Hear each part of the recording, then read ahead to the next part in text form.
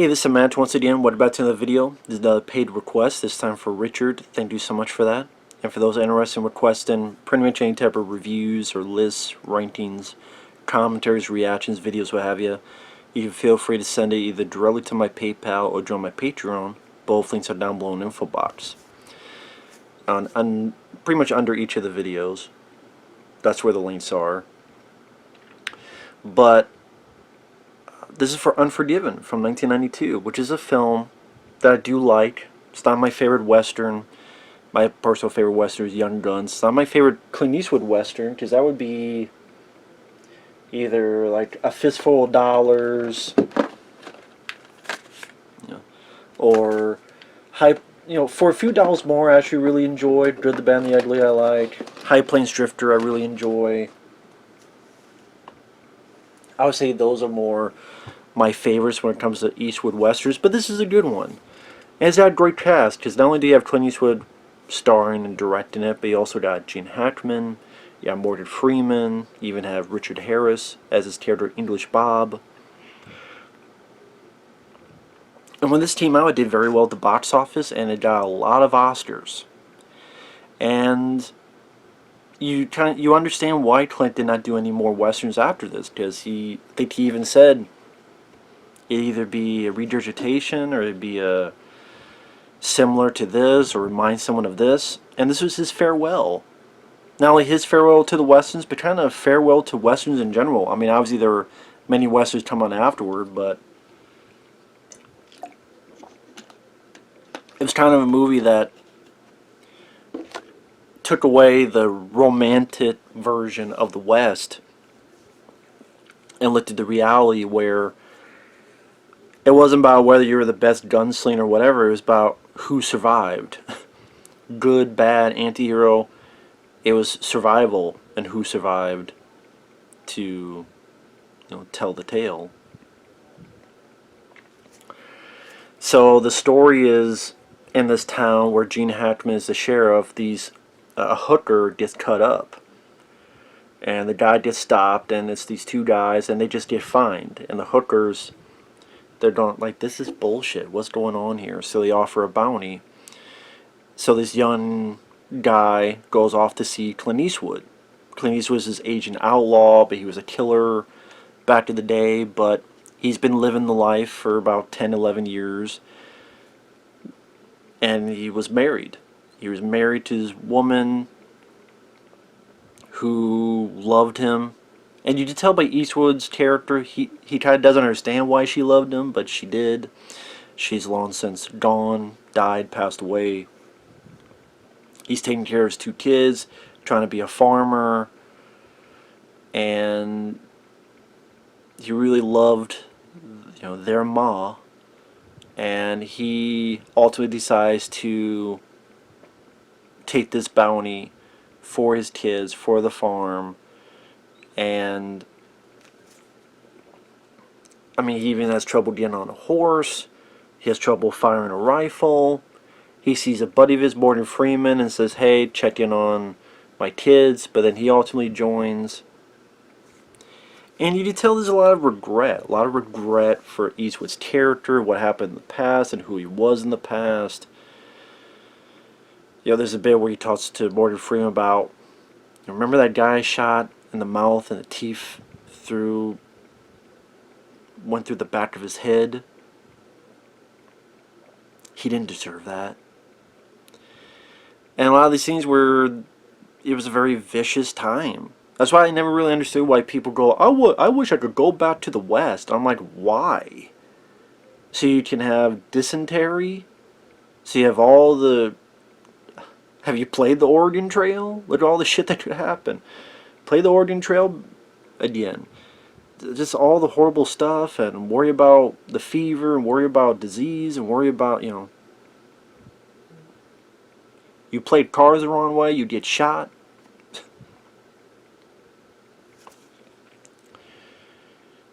And this aging guy who was an outlaw and a killer, and he reformed because of his wife, and again, he's doing this for his kids. But again, it's sort of that looking to the reality of the situation. For example, this one guy, English Bob, comes into town, and you have this Saul Rubinek is like his biographer, and then Gene Hackman kisses the shit out of English Bob, throws him out of, ready to throw him out of town, puts him in jail, and tells Saul Rubinek the whole reality. Like, this guy told you a lot of tall tales. That's not really happened. It's not about being quickest. Yeah, it could help, but you have to be calm and cool and collected. And in fact, if this guy, or if that guy did that, they would be still alive. I mean, people try to go fast, they miss quicker, or the gun jams, or they accidentally shoot their toe. Romanticized versus reality of like this book that the author wrote. You know, you have to be cool-headed. If you're quicker, you're in a hurry and you miss. Again, the reality versus the romanticized version of the West.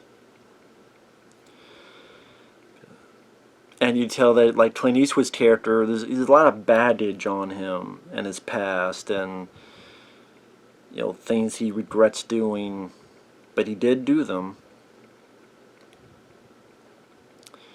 And Gene Hackman is also an interesting villain because he doesn't look at himself as a villain. He looks to himself as a guy just wanting to build a house.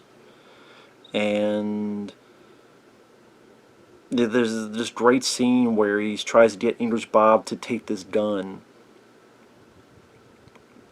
And you feel the suspense ramp up and the tension ramp up, and Richard Harris relinquishes it, and Gene goes, "Good job, because if you took it, I would have killed you."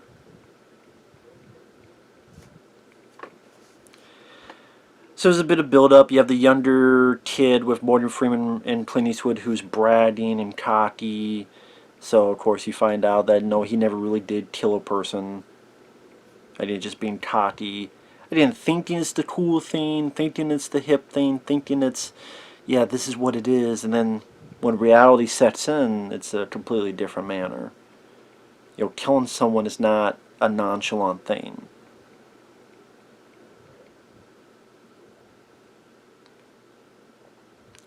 You take away everything a man's going to be, everything a man is, and he's just nothing. So, you know, as the story progresses, I mean, people know Unforgiven. If you haven't, go watch it. They get in the town, Clint gets feverish, he gets beaten up, there's this, he's thrown out, the other two escape, they get healed up, and Clint is healed up by the lady who was cut up by the blade. And there's a very nice acting scene between him and this lady. I swear that lady I've seen in another movie, and I can't remember what the movie is. I want to say I saw her in The Crow. Did she play the little girl's mom in The Crow? I can't remember, but I know I recognize her from something. But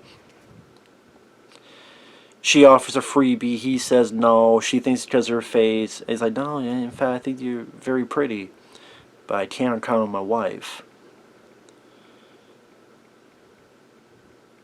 Oh, she's, you know, back at home. Yeah, watching over my kids. You know, her spirit or whatever.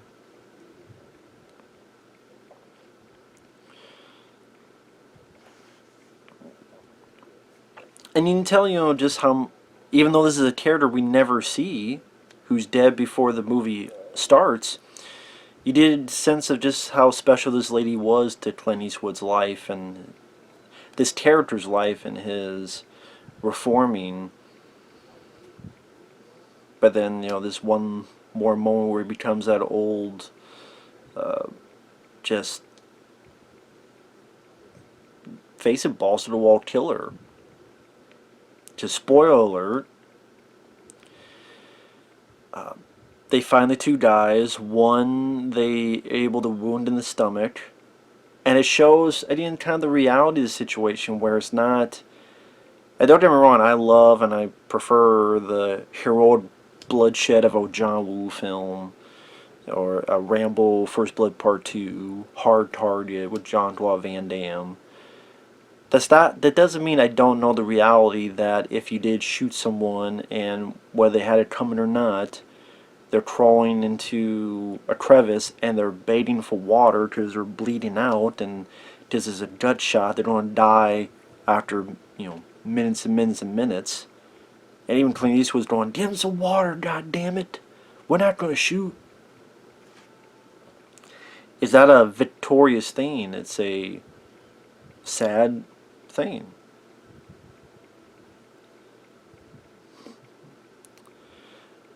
Morgan Freeman's had enough of it. He's done, but he just caught, he just whipped, he dies. Clint Eastwood finds out, and that's when, before that, you have that great scene where they get the other guy in this outhouse, and the younger guy, the kid, killed him, and he's trying to brag, and then he's truthful that this is the first time he's killed someone, and but he had it coming, right? And Clint goes, "We all have it coming, kid."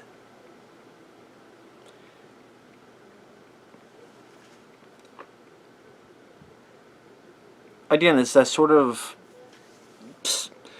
sad, reflective state of affairs of knowing what you've done in the past was wrong, but you can't change the past. It is what happened, but at the same time, kind of this older, wiser quality to it with Clint's character. And like the kid, he doesn't want to kill again. He's done with it. The whole cocky demeanor is completely gone once that death has happened, and sobered up. You could say very sobering experience for this guy. And then, when Clint Eastwood finds out Morgan Freeman's dead, that's when you get the sort of the man with no name, thing of old, where he's now he's the old school killer. You've killed his friend, one of the only friends he had left, and you propped his body as a warning to people. He comes in and he shoots someone, and Gene Hackman goes, "You shot an unarmed man." And Clint goes, "Well, he should have armed himself." And for a good chunk of the film, we've seen this guy fall off his horse, can't shoot a rifle well, be nice to this lady, this hooker, reformed. But when his friend died, we see the character that people were scared of in the past. We see the guy that was, the guy to be scared of. He's become this person in this final moments of the film where, yeah, that's right, I've killed men, women, and children, and now I'm going to kill you. So again, you can't, it's not like the character's a heroic character, far from it. It's hard to even call him an anti-hero character. It's just a person who was what he was, and surviving in the Out West, and was a bad man, to be fair. I mean, if you kill kids in the past, then yeah, you're a bad man, no matter how you want to word it. And even the way it goes off different than you would in a Western. The rifle jams, and then... But again, it's like Gene Hackman didn't take his own advice to be calm. Hey, you have fucking Clint Eastwood there, and his presence, you're not going to be calm either. But Gene Hackman didn't take his advice, and Clint Eastwood gets them all. "I'll see you in hell." Yeah. And he even comes in and goes, "You better take my friend, you better bury him, and you better not touch any of these hookers. Or, I'm going to come here, I'm going to burn this place down, I'm going to kill you, I'm going to kill your wife, I'm going to kill your kid." And he means it. And you know and believe that he means it. And then he leaves and fucking steers the hell out of this town. At least the people that sat idly by and did nothing. And goes home, and that's that. And the title Unforgiven fits. You're unforgiven of your past. Your past did happen, and you gotta live with it. And this is a guy who's living with it as he does his one more job.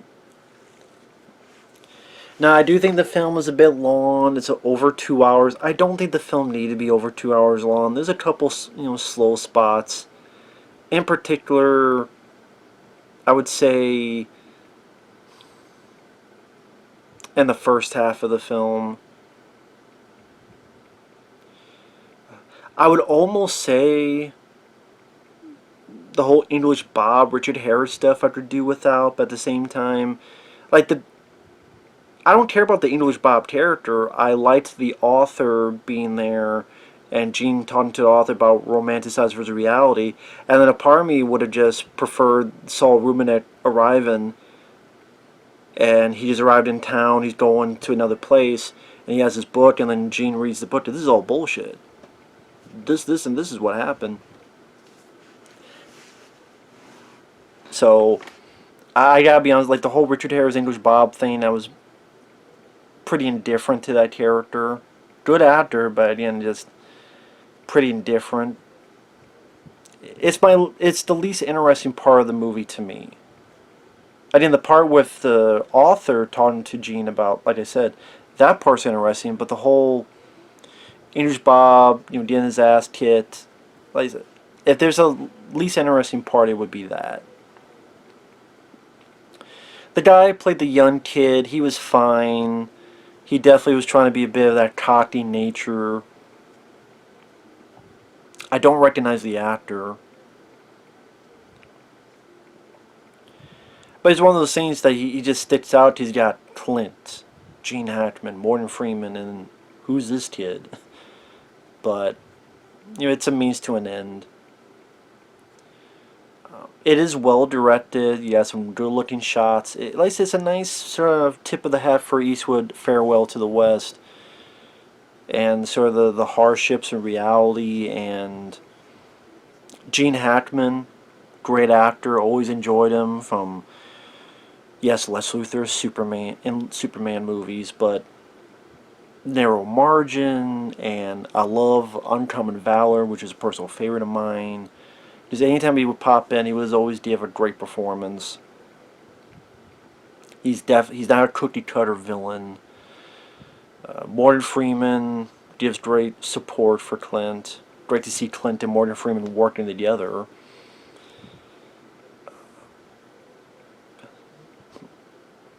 It's not an action film. If people go into that, it's the wrong movie. It's more of just a sobering drama of in a way, the last remnants of the West, and how you can romanticize it all you want, but reality is still the reality, and you can't change it, and sometimes people are what they are, and a guy kind of get his last hooks of vengeance and anger out before he truly settles down with his kids and moved to, what was it, San Francisco they said they moved to, and enjoy the rest of their life. But yeah, Unforgiven, good movie, solid film, well worth anyone who's into Clint Eastwood and Western films to watch. A lot of good sobering, I keep mentioning that word, sobering moments. Again, with the kid admitting that his first time he killed someone, and then what Eastwood says to him. The whole finale of the film. Again, the scene with Clint talking with the lady whose face was cut up. That was a really nicely acted scene. And Clint did a good job. And it was commendable that he was able to look like a fool earlier. Again, like trying to get on the horse and falling off the horse. He does that more than once, and even Morgan Freeman's like, Jesus, like, what are you doing? He made himself look fallible. And he also did that in The Line of Fire, which I love. I love In the Line of Fire. And the way Eastwood, he knew his age, and he made that part of the story. Even blood work that became part of the story. Like this guy, he wasn't. He's probably as old then as Stallone and these guys are now, but he's not acting as if he's in his prime. He knows his realities, the reality of the situation, not his reality, the reality of the situation. He played to his age, and it worked out for the best. And like I said, my only issue, it's a bit lengthy. I think there's bits here and there that could be either smoothed out or truncated. The story was fine, but it didn't. I wouldn't say it's memorable. Like, it was fine, but I wouldn't say it's a memorable score. At least to the point I can't remember any beats from it, but it was fine. I'm trying to think. There's some good. I like the way the opening and ending credits. It's a beautiful shot of the farm and the way the credits roll up. I don't know, just gave it a nice little bit of atmosphere and feel to start off and end the film with.